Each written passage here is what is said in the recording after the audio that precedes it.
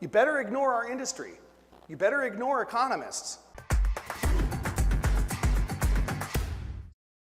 Many of your peers, and even our industry, and even economists, sorry, I have to chuckle. I always have to remember that economists were the ones, all of them, saying buy Enron, buy Enron, buy Enron in the last 6 months of Enron's infamous history, right? Economists, oh, it's a great buy, it's a great buy, it's a great buy, all the way to bankruptcy, okay?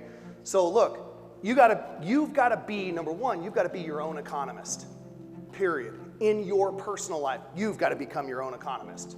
You have got to take charge of your own health. You've got to take charge of your finances, your investments, all of those things. You've got to become the economist. This is challenging because this is a group of people that this is the group of people that the only number you really know and know well is what 3% is.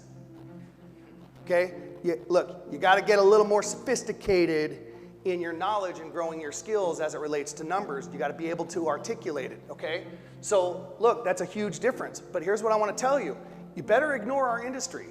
You better ignore economists.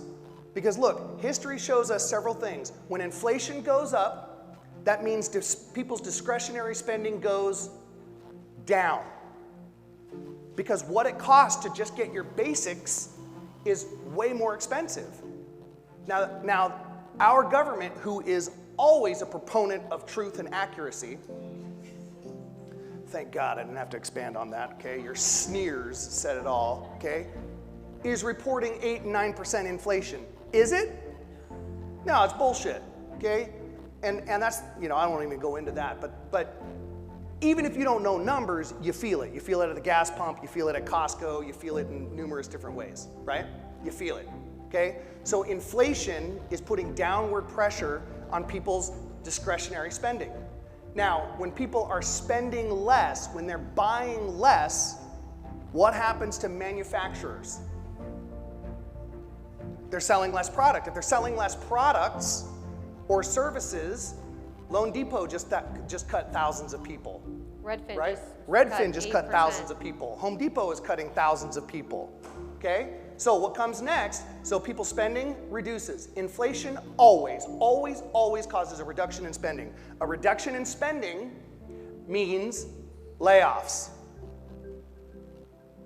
Layoffs mean already right now foreclosures are up 700% already. You're just now starting to hear about layoffs. That will continue. The market always corrects. And we've had a bull market or a positive growing market for what, the last 12 to 14 years? It's the single greatest period of a bull market in history. So you gotta prepare. Look, I'm telling you to scare you not into flight or fright, but into action.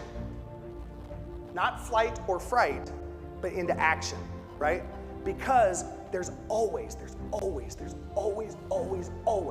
in any kind of recessionary or even depressionary period, there's always people who are buying and selling.